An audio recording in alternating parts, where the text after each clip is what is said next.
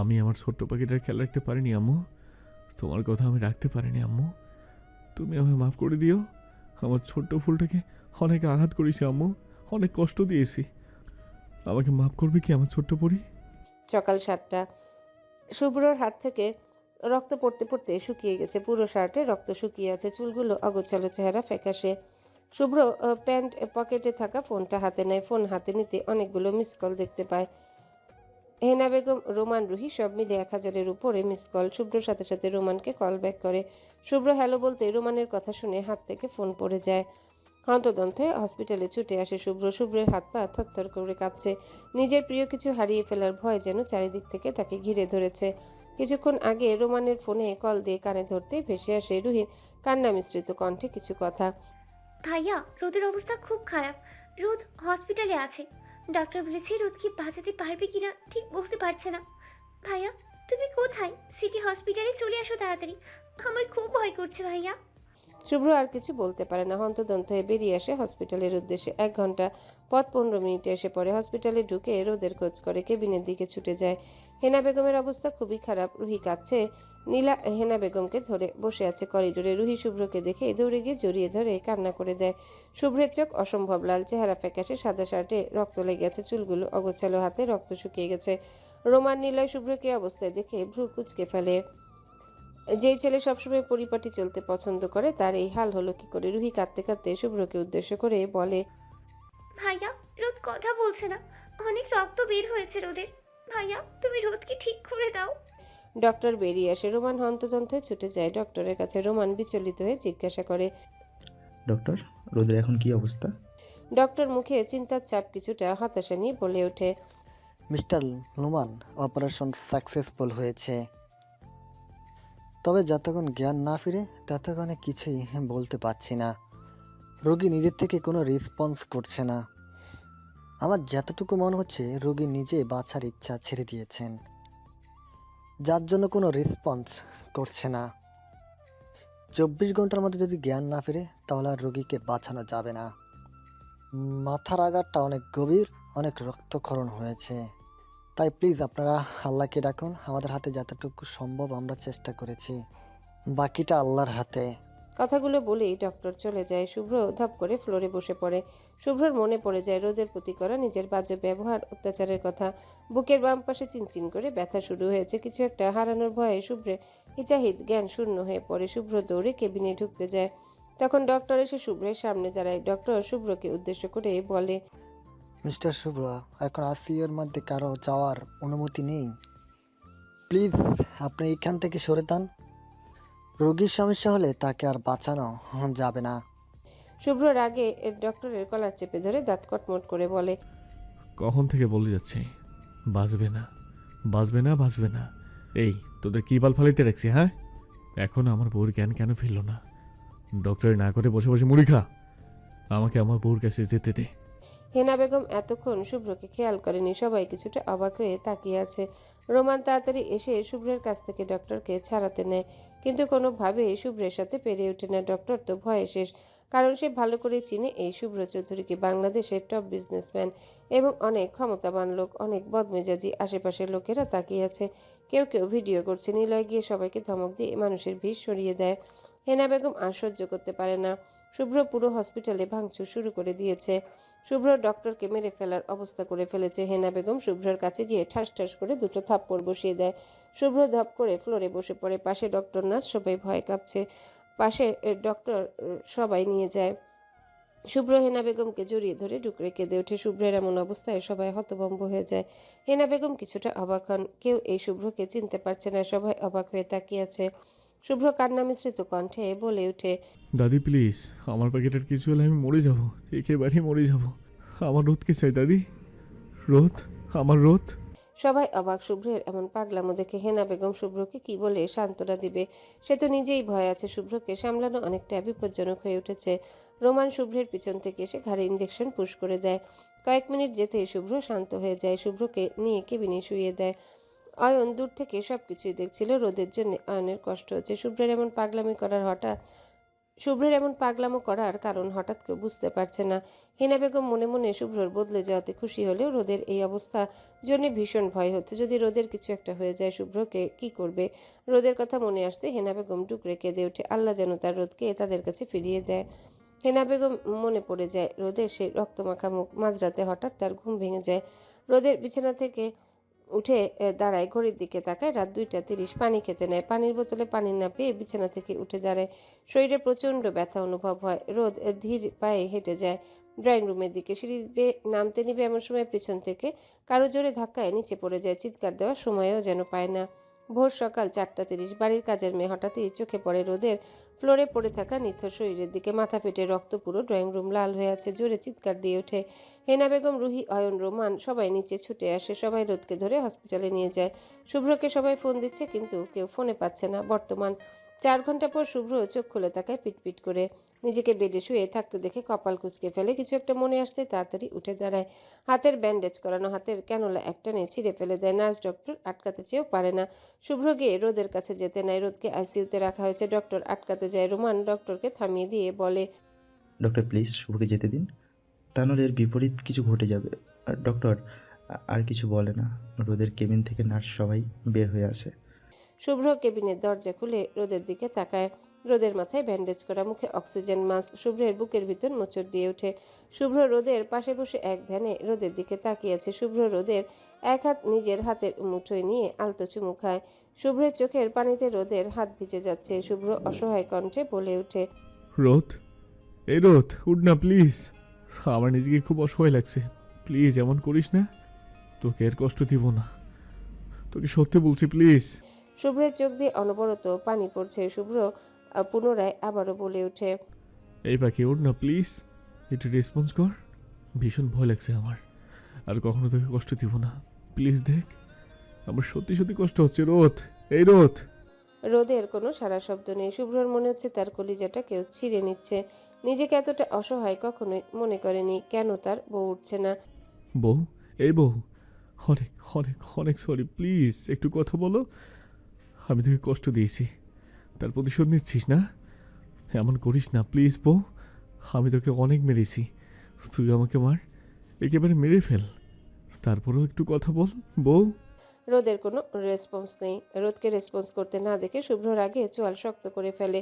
পুরো শরীর রাগে চলে যাচ্ছে। শুভ্র রাগে কটমট করতে করতে বলে ওঠে, এইটুকু চাষকর্মের বাচ্চা আমাকে জ্বালাস না। খুব মরার শখ হয়েছে তোর না? কতবার সরি বলছি তোকে, তাতেও হচ্ছে না। ওকে, মরবি না তুই, মর যা। আগে আমি মরবো, তারপর তুই মরিস গিয়ে, যা। শুভ্র কথা শেষ করে বন্দুক বের করে নিজের মাথায় তাক করে। শুভ্র বন্দুক নিজের মাথায় তাক করে রোদের দিকে তাকিয়ে বলে ওঠে, মরার শখ হয়েছে তাই না? আচ্ছা ঠিক আছে, মর তুই, আমি নিজেকে শেষ করে দিলাম এখানে। হেনা বেগম বাহিরে দাঁড়িয়ে সবকিছু দেখছিলেন। শুভ্রর হাতে বন্দুক দেখে হেনা বেগম, রোমান, ডক্টর হন্তদন্ত কেবিনের ভিতর ঢুকে। রোদ জোরে জোরে শ্বাস নিচ্ছে। রোদকে ডক্টর এইরকম অবস্থায় দেখে সবাইকে উদ্দেশ্য করে বলে, রোগী রেসপন্স করছে, আপনারা সবাই কেবিনের বাইরে যান প্লিজ। শুভ্রকে জোর করে হেনা বেগম রোমান কেবিন থেকে বাহিরে নিয়ে যায়। শুভ্র হেনা বেগমের কোলে মাথা রেখে শুয়ে আছে। হেনা বেগমকে শুভ্র বলে ওঠে, আমি আমার ছোট বলে খেয়াল রাখতে পারিনি দাদি, খুব কষ্ট দিয়েছি আমি আমার ছোট বউটাকে। দাদি, আমার বুকটা খালি খালি লাগছে। আমার পরিটার কিছু হলে আমি মরে যাব দাদি, মরে যাব। হেনা বেগম শুভ্রের মাথায় হাত বুলিয়ে নীরবে চোখের পানি ফেলে। 1 মাস পর আজকে রোদকে বাসায় নিয়ে যাবে। আরাফ চৌধুরী এসেছেন। রোদের পুরোপুরি সুস্থ হতে 1 মাস মতো সময় লেগে যায়। সেদিন রাতেই রোদের জ্ঞান ফিরে। রোদের জ্ঞান ফেরার পর থেকে শুভ্রকে দেখেনি রোদ। শুভ্র 1 মাস আড়ালে থেকে রোদের খেয়াল রেখেছে। রোদ রাতে ঘুমালে সারা রাত রোদের পাশে বসে থেকেছে। শুভ্র 1টা মাসে শুভ্র রাতে একদিনের জন্য ঘুমায়নি। সারা রাত রোদের পাশেই ছিল। আবার সকাল হবার আগেই রোদের কাছ থেকে বেরিয়ে গেছে। নিজেকে অপরাধী মনে হচ্ছে শুভ্রের। তার পরিটা কি তাকে মাফ করে নিজের কাছে টানবে নাকি দূরে সরিয়ে দিবে? সকাল 10টা। হসপিটাল থেকে রোদকে চৌধুরী বাড়িতে নিয়ে আসে সবাই। রোদের অসুস্থ হওয়ার খবর শুনে আরাফ চৌধুরী দেশে চলে আসেন। হাসি বেগম 15 দিন পর আসেন। এসেই শুনে রোদের এই অবস্থা মনে মনে অনেকটা খুশিও হয়। নীলা, রুহি মিলে রোদকে নিজের রুমে নিয়ে যায়। ঠিকমতো শুইয়ে দিয়ে রুহি রোদের জন্য খাবার আনতে রোদের রুম থেকে বেরিয়ে নিচে আসতেন। এমন সময় রোমান এসে সামনে দাঁড়ায়। রুহি ভ্রু কুঁচকে রোমানের দিকে তাকায়। রোমান মুচকি এসে রুহিকে বলে ওঠে, কোথায় যাচ্ছ রুহি? জাহান্নামে যাচ্ছি, যাবেন? তোমার সাথে আমি জাহান্নামে যেতেও রাজি। রুহির আগে ফুঁসতে থাকে। রোমান রুহিকে রাখতে দেখে ঠোঁট কামড়ে হাসে। কিছু একটা ভেবে রুহির হাত ধরে টেনে কিছুটা আড়ালে নিয়ে আসে। রুহি রেগে গিয়ে কিছু একটা বলতে যাবে, তখনই রোমান রুহির মুখ চেপে ধরে বলে ওঠে। I love you Ruhi. Ruhi রোমানকে ধাক্কা দিয়ে সরিয়ে রেগে চলে যেতে যেতে বলে ওঠে। এইসব মজা আমার সাথে করবে না রোমান ভাই, এগুলো আমার একদম পছন্দ না। রোমান বোকা বনে যায়।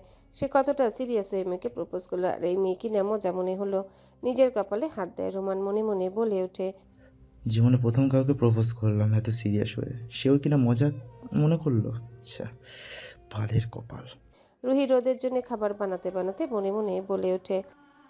কালো মেয়েদের কখনো কোনো সুন্দর পুরুষ ভালোবাসতে পারে না, আর আমার কাছে মনে হয় রোমান ভাই আমার সাথে মজা করছে, ব্যাস, তাছাড়া কিছুই না। আমার মতো একটা কালো মেয়ে কি রোমান ভাইয়ের মতো একজন সুদর্শন পুরুষ কখনো ভালোবাসতে পারে না? এগুলো নেহাতি অন্যায়। আর তার মতো একজন সুন্দর পুরুষের পাশে একজন রমণীকেই মানাবে, আমার মতো কালীকে না। বড্ড অভিমান নিয়ে কথাগুলো মনে মনে বলে রুহি। রোমান ভাই হচ্ছে আকাশের চাঁদ, আর চাঁদের পাশে যদি আমার মতো কালো পেতনি দাঁড়ায় তাহলে সেটা চাঁদের অনেক বড় কলঙ্ক মনে হবে। রুহি রোমানের ভাবনা মাথা থেকে ঝেড়ে ফেলে। রোদের জন্য খাবার নিয়ে উপরে যায়। রুহিকে আসতে দেখে নীলা যায় অন্য রুমে ফ্রেশ হতে। আগের মতো আর নিলয়ের সাথে ঝগড়া হয় না। নীলার আগে নিলয় গায়ে পড়ে এসে ঝগড়া করতো, কিন্তু এখন কেমন যেন নীলাকে দেখলে এড়িয়ে যায়। নীলাকে নিলয়ের এড়িয়ে যাওয়ার কারণ সে নিজে হলেও কেন জানি মানতে পারছে না। নিজে নিলয়কে বারণ করেছে তার সাথে যেন কথা না বলে, তাহলে সে কখনোই এই বাড়িতে আসবে না। কিছুদিন আগে নিলয় নীলাকে প্রপোজ করে, আর নীলা অনেক রেগে যায় এবং নিলয়কে অনেক কথা শোনায়। নিলয় নীলার এমন ব্যবহারে অনেকটা কষ্ট পেয়েছে। এত হাসি খুশি একটা ছেলে হঠাৎ করে একেবারে চুপচাপ হয়ে গেছে। তা বাড়ির কারো নজরে পড়েনি। রোদের অসুস্থতার জন্য নীলার এমন পরিবর্তন অন্য কেউ খেয়াল না করলেও নীলা ঠিকই খেয়াল করেছে। নীলা এখন সব বিষয় এড়িয়ে যায়। নীলা কেমন জানি বুকের ভিতর চিনচিন করে ব্যথা করছে। নীলা নিলয়ের সাথে এতদিন ঝগড়া না করলে অশান্তি লাগে। নীলা আর কোনো কিছুই ভাবতে পারে না। সে ভালো করেই বুঝে গেছে হাদারামকে সে ভালোবেসে ফেলেছে। নীলা নিলয়ের রুমে গিয়ে কোনো কিছু না ভেবে ঢুকে পড়ে। নিলয় শাওয়ার নিয়ে ওয়াশরুম থেকে বের হয়ে চুল মুছছিল, কোমরে তোয়ালে পেঁচানো। নীলা হুট করে নিলয়কে জড়িয়ে ধরে। নিলয় প্রথমে অবাক হয়, তবে নীলাকে দেখে খুশিতে গদগদ হয়ে যায়। নিলয়কে ছাড়তে নিলয় পাথরের মূর্তির মতন দাঁড়িয়ে আছে, হাতে কোমরের তোয়ালে ধরা। নীলা অবাক হয়ে তাকিয়ে আছে নিলয়ের দিকে। নিলয় উড়াধুরা নাচতে থাকে, এদিকে তার তোয়ালে ফ্লোরে পড়ে আছে, সেই দিকে কোনো খেয়াল নেই। নীলা চোখ বড় বড় করে তাকিয়ে আছে, কিছু একটা ভেবে নিজের চোখে হাত রেখে জোরে চিৎকার দিয়ে ওঠে। নীলার চিৎকারে হুঁশ আসে। নিলয় নিজের দিকে তাকে তাড়াতাড়ি তোয়ালে পিছিয়ে ওয়াশরুমে দৌড় দেয়। আর নীলা রুমের বাহিরে। নিলয় আফসোস করে বলে ওঠে। হে আল্লাহ, খুশি তো দিলা, কিন্তু মান সম্মানের সহি সালাম রাখতে পারলে না। এই মায়ার সামনে আসলেই কেন আমার সব খুলে যায়। নীলা ভীষণ লজ্জা লাগছে। আসলে এই নিলয়ের বাচ্চাটা মানুষ হবে না, গাধাই থেকে যাবে। এইদিকে রিয়ার গালে ঠাস ঠাস করে থাপ্পড় দেয় হাসি বেগম। রাগী চোখে রিয়ার দিকে তাকিয়ে বলে ওঠে। তোমার এই বোকামির জন্য আমরা সব হারাতাম। রোদের কিছু হয়ে গেলে এই বিষয় সম্পত্তি সব কিছু অনাথ আশ্রমে চলে যেত। রিয়া রাগে ফুঁসতে ফুঁসতে বলে। রোদকে যতদিন আমি মারতে না পারবো ততদিন আমার শান্তি নেই। হাসি বেগম শান্ত কণ্ঠে বলে ওঠে। মাথা ঠান্ডা করে সব কিছু করতে হবে রিয়া। একবার যদি কেউ জানতে পারে তো আমরা শেষ। তাই আর কোনো বোকামি করবে না। রোদ আমাদের বড় হাতিয়ার। রোদের কিছু হলে আমরা সব হারাবো। হাসি বেগম কিছুক্ষণ থেমে আবার রিয়াকে বলে ওঠে। সবার সামনে নর্মাল থাকবে, কেউ যেন কিছু বুঝতে না পারে, ওকে? রিয়া মাথা নাড়িয়ে হ্যাঁ সম্মতি জানায়। মাঝরাতে হঠাৎ ঘুম ভেঙে যায় রোদের। মনে হচ্ছে শ্বাস বন্ধ হয়ে যাচ্ছে, নিঃশ্বাস নিতে কষ্ট হচ্ছে, বুকে ভারী কিছু অনুভব করে রোদ। বিছানা থেকে উঠতে নেয়, কিন্তু কেউ তাকে আষ্টে পৃষ্ঠে জড়িয়ে আছে। রোদের চোখে এখনো ঘুম ঘুম ভাব, মোচড়ামুচড়ি করতে থাকে। হঠাৎ কারো ঘুম জড়ানো কণ্ঠ ভেসে আসে। প্লিজ বউ ডিস্টার্ব করিস না, বড্ড ক্লান্ত আমি, একটু শান্তিতে ঘুমাতে দে। রোদের পুরো শরীর শিউরে ওঠে, মনে হচ্ছে তাকে কোনো সাপ পেঁচিয়ে ধরে আছে। রোদের চোখে ঘুম থাকে, সেও ধীরে ধীরে ঘুমের রাজ্যে পাড়ি দেয়। সকাল 7টা। ঘুম ঘুম চোখে পাশে হাত রাখে, কিন্তু কাউকে হাতের নাগালে না পেয়ে সাথে সাথে চোখ খুলে তাকায় শুভ্র। পাশে রোদ নেই। শুভ্র কালকে রাতে রোদ ঘুমে থাকা অবস্থায় নিজের রুমে নিয়ে আসে, কিন্তু তার বউ কই, তাকে তো দেখতে পারছে না। রোদ নিজের রুমে এসে নামাজ পড়ে বসে আছে, সে কোনোভাবেই বুঝতে পারছে না শুভ্র রুমে কি করে গেল। সকাল সকাল ঘুম ভাঙতে শুভ্র শক্ত হাতের বাঁধনে নিজেকে পায়। প্রথমে ভয় পেলেও পরে নিজেকে শান্ত করে আস্তে আস্তে শুভ্র ঘুম থেকে ওঠার আগে নিজের রুমে চলে যায়। শুভ্রের মেজাজ চরম পর্যায়ে খারাপ। এইটুকু মেয়ে তার অবাধ্য হয়, এই মেয়েকে তো শিক্ষা দিতেই হবে। সকাল 10টা। শুভ্র অনেক আগে রেডি হয়ে অফিসে চলে গেছে, রোমানোর সাথে গেছে। রোদ নিজের রুমে বসে আছে। রুহি নীলা রোদের রুমে আসে। রুহি, নীলা, রোদ গিয়ে জড়িয়ে ধরে তিনজন মিলে অনেকটা সময় গল্প করে কাটায়। দুপুর গড়িয়ে বিকেল। রোমান রুহিকে খুঁজতে অফিস থেকে এসে রুহির অনেক খোঁজ করেছে, কিন্তু কোথাও দেখতে পারছে না। আর এদিকে রুহি নিজে থেকে রোমানের সামনে যাচ্ছে না। রোমান ছাদে এসে দেখে রুহি ছাদে দাঁড়িয়েছে। রোমান হঠাৎ রুহিকে পেছন থেকে জড়িয়ে ধরে ঘাড়ে নাক ডুবায়।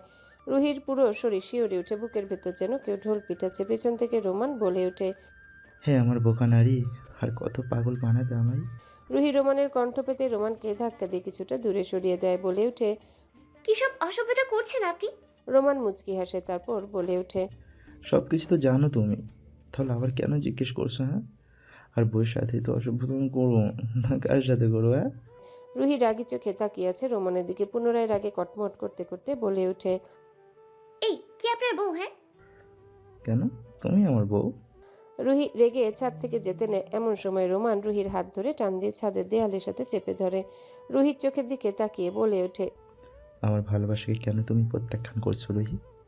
আমি তোমাকে সত্যি খুব ভালোবাসি। রুহি মুখে কিছুটা বিরক্তি নিয়ে বলে ওঠে, এটাকে ভালোবাসা বলে না।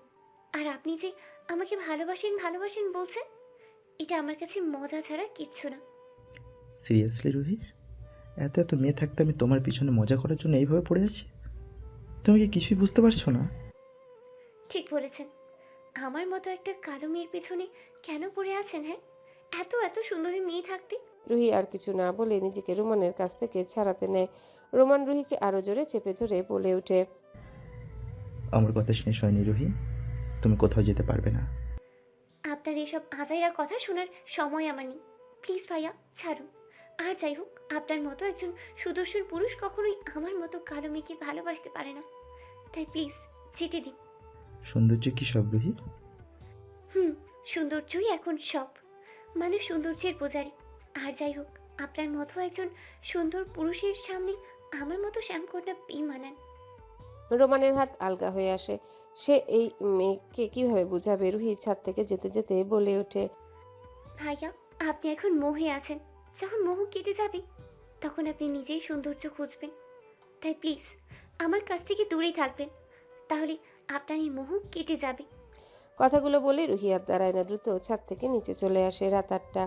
সারাদিন রোদ রুমেই ছিল, রুম থেকে একবারের জন্য বের হয়নি। শুভ্র কোথায় ভাবছে, সে ভেবে পাচ্ছে না শুভ্র রুমে কি করে গেল।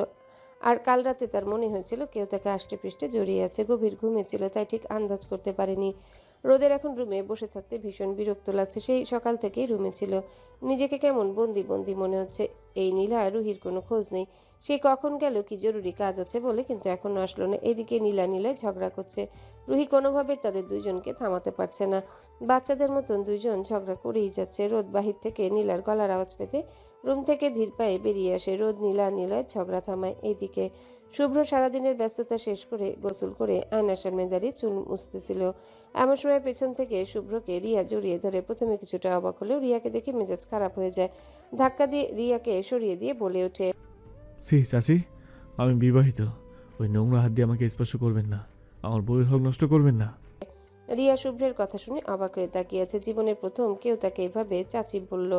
রিয়া আবারও শুভ্রকে জড়িয়ে ধরতে আসতে নেয়। শুভ্র দুঃখ দম পিছিয়ে বলে ওঠে, ব্যাস ব্যাস, এখানে থামেন।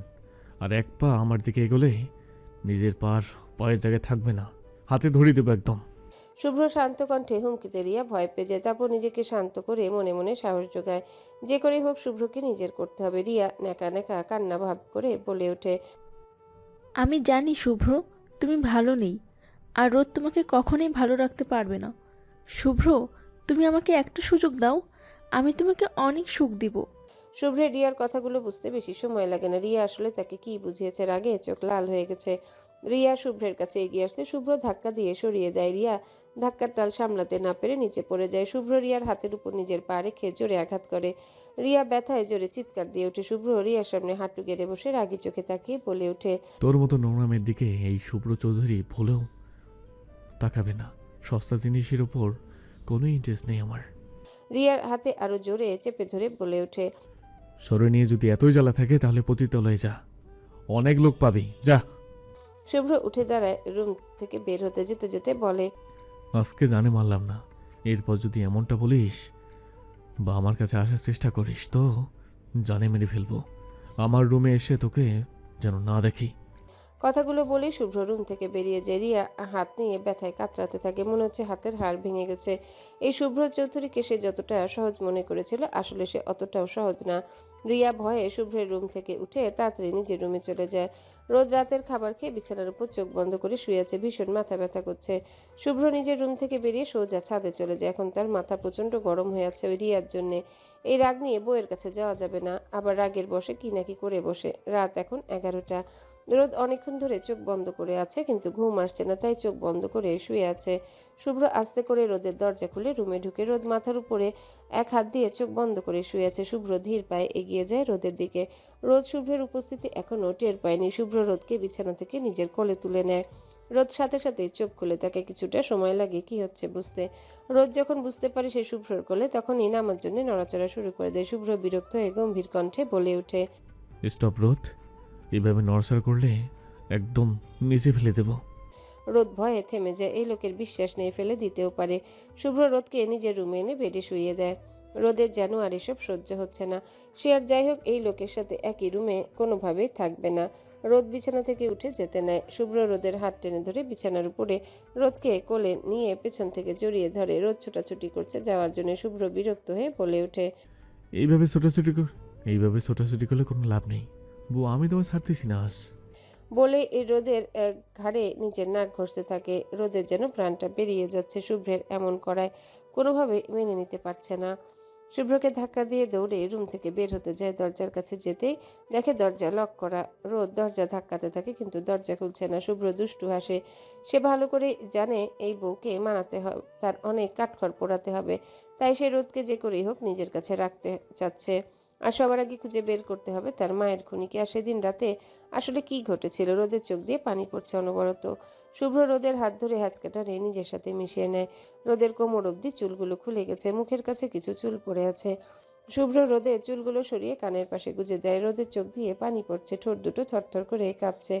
রোদের ভীষণ ভয় লাগছে শুভ্রকে দেখে। সে মনে করেছে শুভ্র হয়তো তাকে মারবে, আবার হয়তো কোনো কিছুর জন্য প্রতিশোধ নেবে। রোদ ভয়ে সিটিয়ে যায়, ছটফটানি বন্ধ হয়ে যায়। শুভ্র একধানে তাকিয়ে আছে রোদের দিকে। কান্নার জন্য কিছুক্ষণ পর পর রোদের ঠোঁট কেঁপে উঠছে, চেহারা ফুলে গেছে, নাকের ডগা রক্তিম হয়ে আছে। শুভ্রের শিরায় উপশিরায় ঠান্ডা স্রোত বয়ে যায়। শুভ্র আর কিছু ভাবতে পারে না, ঠোঁট ডুবিয়ে দেয় রোদের ঠোঁটে। রোদের চোখ বড় বড় হয়ে যায়, মনে হচ্ছে চোখ বেরিয়ে আসবে। শুভ্রের নিজের উপর নিয়ন্ত্রণ হারিয়ে ফেলে। রোদ হাইটে ছোট হাতে শুভ্র রোদকে এক হাতে কোমর পেঁচিয়ে উপরে দাঁড় করে, আরেক হাত দিয়ে রোদের পিছনে চুল চেপে ধরে ডিপলি কিস করতে থাকে। রোদ নিঃশ্বাস নিতে পারছে না। আর কতক্ষণ এরকম থাকলে হয়তো প্রাণটা বেরিয়ে যাবে। শুভ্রের ছাড়ার কোনো নাম নেই। মনে হচ্ছে এত বছরে ক্ষুধার্ত ছিল, আসে তার খিদা মিটাচ্ছে। রোদের চোখের সামনে অন্ধকার হয়ে আসে, হাত পা নেতিয়ে যায়, মনে হচ্ছে মরে যাচ্ছে। শুভ্রকে নিজে থেকে দূরে সরাবে সেই শক্তিটুকু যেন তার নেই। রোদ শরীর পুরো ভর শুভ্রের উপর ছেড়ে দেয়। শুভ্রের হুঁশ আসে রোদকে ছেড়ে দিতে, দেখে রোদ অজ্ঞান হয়ে গেছে। তাড়াতাড়ি কোলে নিয়ে বিছানায় শুইয়ে দেয়। রোদকে শুয়ে দিয়ে রোদের দিকে তাকাতে দেখে ঠোঁট দিয়ে রক্ত পড়ছে। মাথা চুলকে শুভ্র রোদের দিকে তাকিয়ে বলে ওঠে, বালের কপাল, জীবনে প্রথম বউকে কিস করলো, কিন্তু মন ভরে কিস করতে পারলো না। তার আগে তার বউ অজ্ঞান, কি সহ্য করতে পারে না, তাহলে এ বউ দিয়ে বাসর কিভাবে হবে। শুভ্র রোদের দিকে এক ধ্যানে তাকিয়ে আছে। শুভ্র মনে মনে বলে ওঠে, এই শুভ্র চৌধুরী বউ কিনা এত ভীতু, সামনে কিস করতে অজ্ঞান। এই ভীতু বউতে কি করে বাসর করবে সে। শুভ্র রোদের পাশ থেকে উঠে দাঁড়ায়। টি টেবিল থেকে গ্লাসে পানি নিয়ে রোদের মুখে পানি ছিটে দেয়। কিছুক্ষণ পর রোদ পিটপিট করে চোখ খুলে। শুভ্র রোদের দিকে তাকিয়ে আছে। রোদের নিজের অবস্থান বুঝতে কিছুটা সময় লেগে যায়।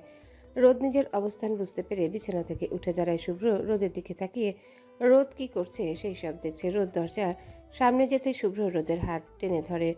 রোদ ভ্রু কুচকে তাকায়, কিছু বলতে যাবে, এমন সময় শুভ্র গম্ভীর কণ্ঠে বলে ওঠে, আজ থেকে তুমি আমার সাথে থাকবে রোদ, বেঁধে চেষ্টা করে লাভ নেই, আসো ঘুমাবে। আমি আপনার সাথে থাকতে চাই না, প্লিজ ছেড়ে দিন আমায়, যেতে দিন আমায়। রোদ নিজেকে ছাড়াবার জন্য ছোটাছুটি করতে থাকে। শুভ্র রোদের এক হাতে টান দিয়ে নিজের সাথে মিশিয়ে রোদের এক গালে হাত দিয়ে দৃঢ় কণ্ঠে বলে ওঠে, আমাকে কি মাফ করে দেওয়া যায় না রোদ? আমি অনেকগুলো সরি বউ, আর কখনো এমন করবো না। তোমাকে যতটা কষ্ট দিয়েছি সব কিছু ভালোবাসা দিয়ে ভুলিয়ে দেবো। রোদ পাথরের মূর্তির মতো দাঁড়িয়ে আছে, মুখে কোনো কথা নেই, চোখের কোণে পানি টলমল করছে। শুভ্র রোদকে কোনো কিছু না বলতে দেখে রোদকে আরো শক্ত করে জড়িয়ে ধরে নিজের সাথে মিশিয়ে নেয়। শুভ্র রোদের সাথে আরও ঘনিষ্ঠ হতে থাকে, রোদকে শক্ত করে জড়িয়ে ধরে, রোদের গলায় নিজের নাক ডুবিয়ে দেয়, আরেক হাত দিয়ে রোদের কোমর চেপে ধরে। রোদ আর নিজেকে সামলাতে পারে না, মনে পড়ে যায় শুভ্রর করা প্রতিটা ব্যবহার, অত্যাচারের কথা। রোদ শুভ্রকে ধাক্কা দিয়ে নিজের থেকে কিছুটা দূরে সরিয়ে দেয়। আকস্মিক ধাক্কায় শুভ্র কিছুটা পিছিয়ে যায়। রোদের চোখ দিয়ে অনবরত পানি পড়ছে। শুভ্র রোদের দিকে আবার এগিয়ে আসতে নিলেই রোদ এক হাত দিয়ে শুভ্রকে থামিয়ে দিয়ে বলে ওঠে, ব্যাস মিস্টার শুভ্র চৌধুরী, আর এক পা আমার দিকে এগোবেন না। শুভ্র কিছুটা অবাক হলেও রোদের কথা না শুনে রোদের কাছে গিয়ে রোদের গালে হাত রেখে বলে ওঠে, বউ প্লিজ মাফ করে দাও না, অনেক অনেক সরি বউ। রোদ শুভ্রের হাত ঝামটা দিয়ে নিজের থেকে সরিয়ে তাচ্ছিল্যেও হেসে বলে ওঠে, বাহ, একটা সরি বললেন আর 7 খুন মাফ, একটা সরি বললেন আর সব ঠিক হয়ে গেল। শুভ্র রোদের কথা শুনে আবারও রোদের কাছে আসতে নেয়। এমন সময় রোদ চেঁচিয়ে বলে ওঠে, ছোবেন না আমায়, কাছে আসবে না বলে দিচ্ছি, দূরে থাকুন আপনি। শুভ্র রোদের হাত টেনে ধরে নিজের সামনে দাঁড় করিয়ে বলে ওঠে, রোদ প্লিজ সব কিছু বলে আবার আমরা নতুন করে শুরু করি। সরি প্লিজ মাফ করে দাও না আমায়। বুকে লাথি মেরে মুখে সরি বলে লাভ কি শুভ্র ভাই? ব্যথা তো বুকে না কলিজায় দিচ্ছেন আপনি। শুভ্র আবার রোদের কাছে গিয়ে রোদের গালে হাত রেখে করুণ কণ্ঠে বলে ওঠে, আমি আমার ভালোবাসা দিয়ে সব ব্যথা বলে দেব, সব কিছু মুছিয়ে দেব রোদ। রোদ শুভ্রের চোখের দিকে তাকিয়ে বলে ওঠে, শরীর আঘাত তো মুছে যাবে, কিন্তু মনে যে আঘাত দিয়েছেন সেটা কি করে মুছবো শুভ্র ভাই? রোদের কথাগুলো শুনে শুভ্রের বুকের ভেতর মোচড় দিয়ে ওঠে, অজানা ভয়ে কেঁপে ওঠে। সে তার পরিটাকে সত্যিই অনেক কষ্ট দিয়েছে। শুভ্র বিচলিত হয়ে বলে ওঠে, সব কিছু ভুলে কি নতুন করে শুরু করা যায় না রোদ? রোদ তাচ্ছিল্য হাসে দৃঢ় কণ্ঠে বলে ওঠে, ভুলে যাব? কি করে ভুলে যাব? 7টা বছরের প্রতিটা রাতের কথা কি করে ভুলে যাব? প্রতিটা রাতে বোবা কান্নার দম বন্ধকর পরিস্থিতি, আপনার শূন্যতা, আপনার দেওয়া প্রতিটা আঘাত কি করে ভুলে যাব আমি এইসব কিছু? শুভ্রর মুখে কোনো কথা নেই। রোদ শুভ্রের কাছ থেকে নিজেকে সরিয়ে শুভ্রকে উদ্দেশ্য করে বলে ওঠে, আপনি আমাকে ছেড়ে যাওয়ার পর আমি হাউমাউ করে কান্না করেছি, কিন্তু সে কান্না ছিল না, কোনো স্বাভাবিক ছিল না, ছিল এক নিঃশব্দ তাণ্ডব। সে কান্নার আওয়াজ কোনো মানুষ শুনতে পায়নি, কারণ আমি কেঁদেছিলাম নিজস্ব রাতের অন্ধকারে, লুকিয়ে লুকিয়ে, নিজেকে লুকিয়ে। আমার চোখের জল ফোঁটা ফোঁটা করে গড়িয়ে পড়ে গিয়েছিল, কিন্তু তার কোনো শব্দ ছিল না। আমার বুকের ভিতর বিস্ফোরণ ঘটেছিল, অথচ তার ধ্বনি ছিল বোবা। চারপাশে কেউ ছিল না, ছিল শুধু দেয়ালের নীরবতা আর নিঃশ্বাসের ভারী শব্দ। রোদ কথাগুলো বলে ডুকরে কেঁদে ওঠে। শুভ্রের চোখেও পানি। রোদ কাঁদতে কাঁদতে বলে ওঠে, আমি চেয়েছিলাম তুমি একবার হলেও চলে আসো, এসে একবার হলেও বলো আমি কেমন আছি, একবার হলেও জানতে চাও আমি কি অবস্থায় আছি। রোদ একটু থেমে পুনরায় আবার বলে ওঠে, তুমি এসেছিলে, তবে আমি যাকে চিনতাম সে না, অন্য কেউ এসেছিল। আমি ভেবেছিলাম এবার হয়তো আমার কষ্টের দিন শেষ, যার জন্য 7টা বছর এই বাড়িতে কাজের লোকের মতো পড়েছিলাম শুধু আপনার আশায়। কিন্তু না, আমি ভুল ছিলাম। ওই যে কথায় আছে না, অবাগে যেদিকে যায় সাগর শুকিয়ে যায়। রোদের কান্নার বেগ আরো বেড়ে যায়, কিন্তু সে চায় না নিষ্ঠুর লোকটার কাছে নিজের দুর্বলতা প্রকাশ করতে। চোখের পানি হাতের উল্টো পিঠ দিয়ে মুছে আবারও বলে ওঠে, আমি এত বছর কিসের জন্য এত শাস্তি পেয়েছি আমি জানতাম না। সারাক্ষণ নিজের ভুল খুঁজে বেড়াতাম, কিন্তু আপনি সেদিন রাতে আমার চোখ খুলে দিয়েছেন। এতদিন আমার চোখে মিথ্যের পর্দা ছিল, সেটা সরিয়ে দিয়েছেন আপনি। রোদের কথাগুলো শুনে শুভ্রের চোখে পানি। শুভ্র রোদের কাছে গিয়ে রোদকে জড়িয়ে ধরতে রোদ শুভ্রকে ধাক্কা দিয়ে দূরে সরিয়ে দিয়ে হাতের উল্টো পিঠ দিয়ে চোখের পানি মুছে রাগি চোখে তাকিয়ে বলে ওঠে, আমি নষ্ট নারী, ময়লা আবর্জনা নোংরা, আমাকে ছোবেন না আপনি। আমাকে ছুঁয়ে আপনিও নোংরা হয়ে যাবেন। রোদ প্লিজ আমার কাছে আসবেন না আপনি। আমি পরপুরুষের সাথে সম্পর্ক করি, আপনি যদি আমার কাছে আসেন তাহলে আপনার নাম খারাপ হবে। রোদ জোরে জোরে শ্বাস নিচ্ছে, কাঁপা কাঁপা কণ্ঠে বলে ওঠে, আমি অন্য পরপুরুষের কাছে গেছি, ঢলাঢলি করেছি, আজে বাজে কাজ করেছি আমি, তা তো আপনি নিজেই বলেছেন। তাই প্লিজ আসবেন না আমার কাছে। শুভ্র রোদের কাছে গিয়ে রোদের গালে ঠাস করে থাপ্পড় বসিয়ে দেয়, রাগি চোখে তাকিয়ে বলে ওঠে, তোর মুখে যদি আমার কোনোদিন ওইসব কথা শুনি তো তোকে আমি নিজেই মেরে ফেলবো। তো মেরে ফেলুন না, এখনো কিসের এত অপেক্ষা করছেন আপনি? শুভ্র জোরে চেঁচিয়ে বলে ওঠে, রোদ আমি বাজে, খারাপ মেয়ে। আমার মতো বাজে মেয়ের সাথে আপনার মতো ভালো মানুষকে মানায় না। পরপুরুষের সাথে মেলামেশা করেছি আমি, তাই প্লিজ আপনি দূরে থাকুন আমার কাছ থেকে। শুভ্র রোদের কথা শুনে রাগে চোয়াল শক্ত করে ফেলে। রোদের চুলের মুঠি ধরে চেঁচিয়ে বলে ওঠে, অন্য পুরুষ না, অনেক শখ হয়েছে তোর। কি কোথায় কোথায় দূরে থাকবেন? দূরে থাকবেন, আমি তোর কাছেই থাকবো, তোর সাথে। তোর সাহস থাকলে তুই ঠেকাস আমাকে। শালি, এক আল্লাহ ছাড়া আর কেউ তোকে আমার কাছ থেকে দূরে সরতে পারবে না।